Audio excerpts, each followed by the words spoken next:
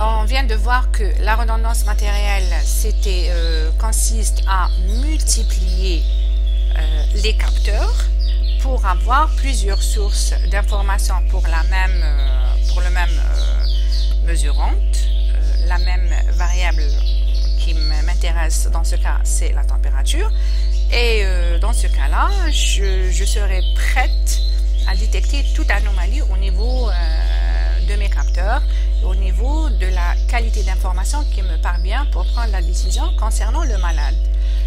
Voilà. Alors, on passe à la diapositive suivante. Ça, c'est la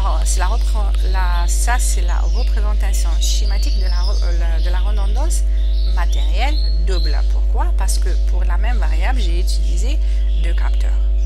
Je vais vous montrer qu'il y a un problème derrière. Voilà, j'ai la température, j'ai ma température, je laisse le même exemple.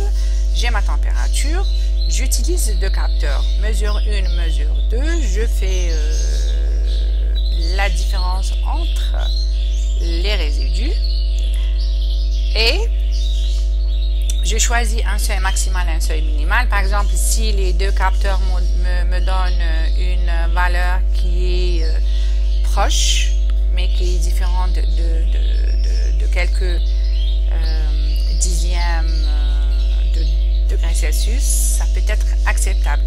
D'accord? Mais si ça dépasse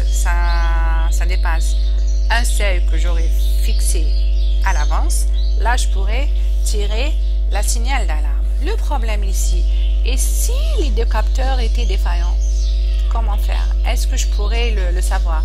Par exemple, si la température de mon patient était de 37,5 degrés, elle est normale. Mon patient est dans la normalité des choses.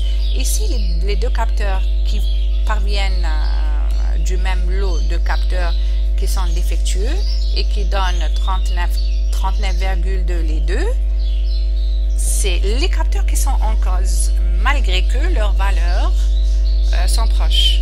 Alors, comment différencier si ce n'est pas les deux capteurs qui sont en panne en même temps ou si c'est le patient qui est malade? Alors là, qu'est-ce qu'on peut dire? Qu'est-ce qu'on peut faire? On peut proposer d'utiliser un autre capteur, c'est-à-dire avoir plus on a de capteurs, plus on a moins de probabilité que tous les capteurs tombent en panne en même temps. Et là, par exemple, j'ai 3 capteurs, je pourrais calculer 3 résidus.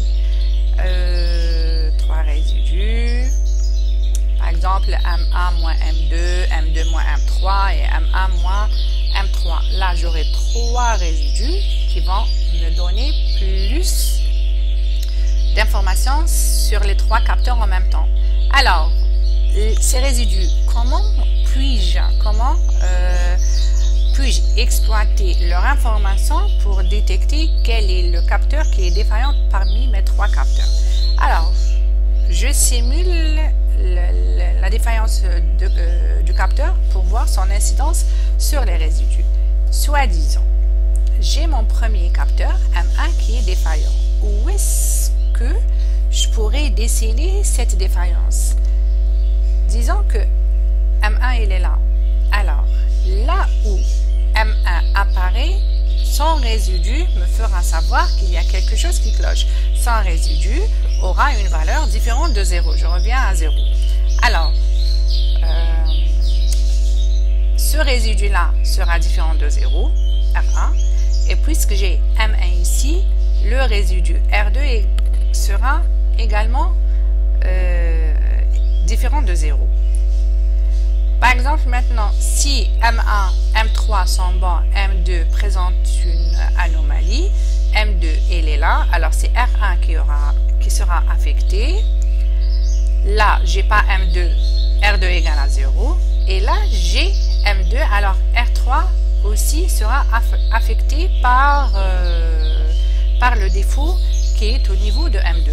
Maintenant, si M1, M2 sont bons, M3 présente un problème, alors là, j'ai pas M3, R1 sera égal à 0. Là, j'ai M3 et là, j'ai M3. Alors, c'est R2 et R3 qui seront différents de 0. Maintenant, je vais procéder autrement. Là, moi, je ne sais pas où est-ce que j'ai un problème. Mais puisque j'ai les 3 valeurs des résidus, je vais regarder mes résidus pour essayer de remonter au capteur qui est défaillant. Par exemple, si R1 pose un problème, par exemple là, si R1 est différent de 0, qu'est-ce que je peux dire? Je peux dire que le problème vient de M1 ou bien de M2 ou bien les deux en même temps. Alors, je vais voir où est-ce que j'ai M1 dans les autres résidus. J'ai M1 dans R2. Alors, si M1 est défaillant, il doit influencer R1 et R2. Et ça sera bon.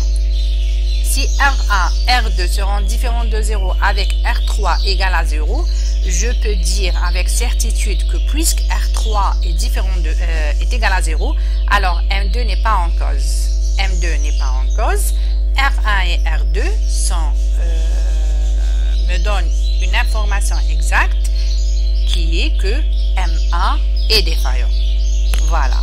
Maintenant, par exemple, si R3 et R2 sont défaillants et R2 et R3 sont égaux à 0 et R1 égale à R2 et R3 sont différents de 0 et R1 égale à 0. Alors, si R1 égale à 0, je dirais que M1, M2 sont bons, mais puisque R2, R3 m'informent qu'il y a un problème, alors c'est sûrement à cause de M3 qui est défaillant. C'est ça la logique des résidus, calculée par la méthode de la redondance matérielle.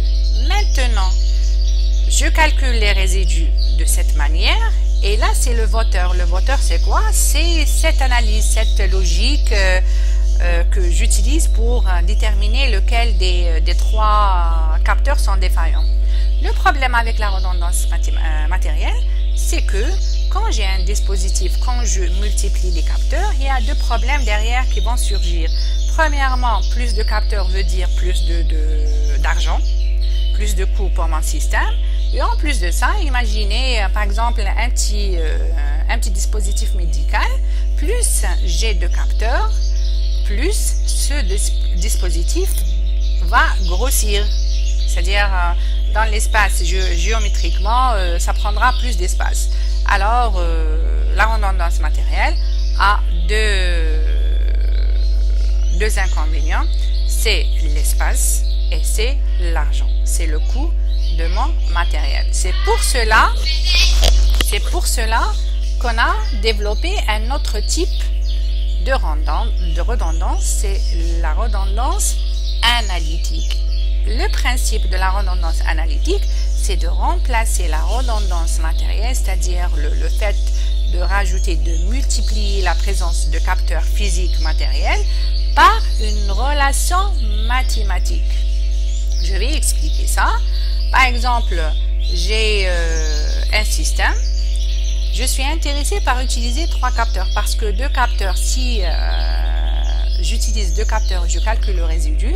Si le résidu me dit qu'il y a un problème, et le résidu n'est pas égal à 0, c'est-à-dire il y a un décalage entre les deux données, les 2 mesures de mes 2 capteurs, dans ce cas-là, je ne pourrai pas décider quel est le capteur en cause. Ça peut être le premier, le deuxième, ou les 2 en même temps. C'est pour cela que je suis intéressée par le rajout d'un 3e capteur. Si j'ai pas d'espace, si j'ai pas d'argent, je serai tentée par utiliser une équation, c'est-à-dire la même variable, la température par exemple, au lieu de l'obtenir par un 3e capteur, je serai tentée par son obtention d'une équation. Par exemple, si ma température est fonction